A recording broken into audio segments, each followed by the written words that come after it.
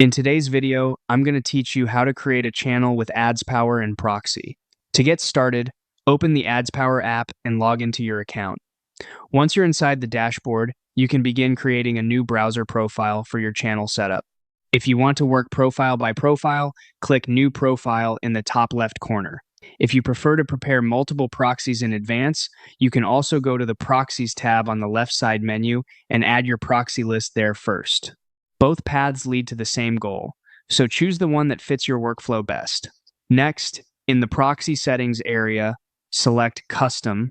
This gives you manual control over the connection details, which is important when you want to use a specific proxy provider or configure an individual proxy for a dedicated profile. After that, choose your proxy type. Depending on what your provider gives you, this will usually be HTTP, HTTPS, or SOCKS 5. Make sure you select the correct one, because the connection may fail if the type does not match the proxy details you were assigned. Now enter the proxy host, which can be either an IP address or a gateway domain, and then type in the port number. If your proxy requires authentication, fill in the username and password fields as well. Be careful while entering these details, since even a small typo can prevent the proxy from working correctly. Once everything is entered, click Check Proxy. This is an important verification step. You want to confirm that the IP address, status, and location all display correctly, and ideally in green.